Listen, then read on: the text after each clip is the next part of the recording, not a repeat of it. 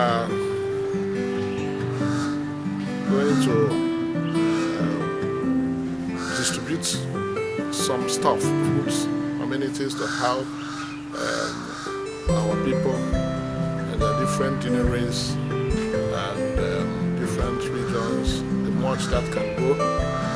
And we are doing that because the state government, led by the Governor Lawrence gave us these foodstuffs to give to them. So we had a problem of how to distribute them without people now jumping in on them and then having too much contact. We are still maintaining the social distancing or the corona distancing.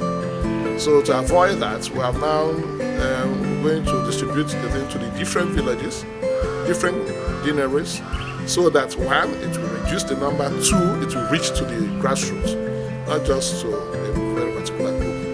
We brought a lot of bags of rice here, a lot of drinks, water, and beans, and what have you. So they will go to Agbani Deanery. Agbani Deanery will cover parishes around Ozala. They should be in Kerefi, should be in Agbani itself, Obuoka, Ugo, different villages in Ugo, Amagunze, and so on. You know, that's the area now they'll go. So they're very poor because, well, they've tried to provide, but you wouldn't say that they will be like Christ. They've done the best they can, you know. And then we are going to make sure it gets down to the grassroots. And then they will now go to Agoboa. In Agoboa, we're thinking of places like Agoboa itself, Maboa, what do you call it now? Imezowa, and all that area. The Ziago, the whole of the Ziago local government, they'll cover there. Then they go to Uti again. Uti then will go to Nachi, Omaga, Alpha, Egede, and everything. You know, that area, you know. Then they will come to Kwanike Deanery. Kwanike, we then think of the whole of the Nike area. We are talking of Amoj Nike, I'm talking of Ogbogo Nike, we are talking of Ababa Nike. All those areas, Transekulu, and others around that Kwanike, and then of course federal housing. All these areas cover Kwanike. Then they go to Emene. Now they go to Emene, and there are deals to do this work. Emene will cover Emene itself, cover Onoba, cover Idodo, cover Uguamu, cover Owo. Come to some areas around Enugu there, one day the Nambanko. Then Enugu Deanery will be then the place we're in. Here we have over 52 parishes in the Enugu Deanery. That will then take care of Enugu as a whole. We're talking of Wani, we're talking of Ogui, we're talking of Okonano, we're talking of whatever remains, you know, the whole of Independence Layout and other places are sat here, you know. So you can see now, that's how it will go around. It will go around both to the very remote places and then to the urban areas. Some people get something coming from the state government, and of course the church is making some contribution. Some money, financial aid should be given to the very poor to help them again augment and then reduce, douse the whole tension of COVID-19. And then, of course, celebrate Easter.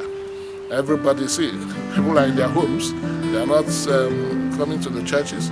Priests are there in their homes celebrating their masses in their different homes. They themselves should be taken care of. We are doing that again.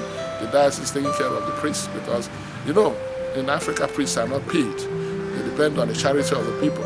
So at this period, we have to do something to make sure at least that they keep on moving until if things come back to normal.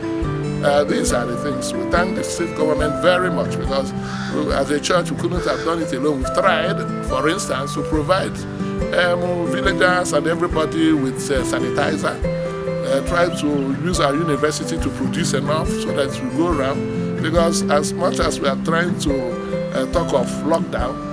In the villages, they don't know all these things. So what we are trying to do now is to make sure, even when they don't observe the issue of staying at home, they come to the markets, we make sure that they keep the basic hygienic concepts that have been taught. That is to say, wash your hands with running water, with soap, or use sanitizer. These sanitizers we've spent money to produce to make them available to people, because unfortunately, some of our people who don't understand started making money out of these things that are very necessary, sanitizer and whatever. So we produce, giving free, reduce the price to make sure everybody gets something. Above all, we are thinking that God will help us, especially when we pray. So we are enjoining everybody to pray that this thing comes to an end, because given our human limitations and everything, we cannot solve the problem that are attendant to it. You're talking of social, you're talking of economic, you're talking of financial, you're talking of political, you're talking of all kinds of problems attached to this problem. Only God can solve the problem.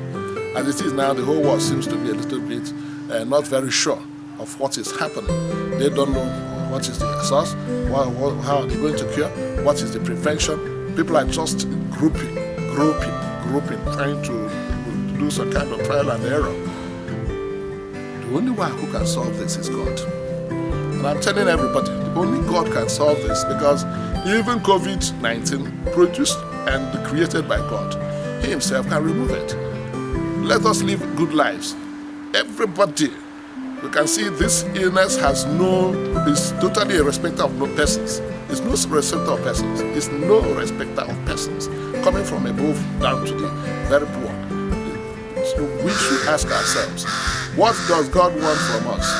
God wants to tell us He is still in charge of the world. So we thank all those who are making human efforts. We thank all those who are putting their lives on the line in order to, like the doctors, the medical officers, and all health workers. And then everybody should be involved. This is a moment where solidarity is much needed and much advocated. The period of Easter is a period of love. Christ died for us and then showed us He can die for us sinful men. Let us as well sacrifice a lot for our fellow human beings. It's a sign of love. Thank you, my Lord.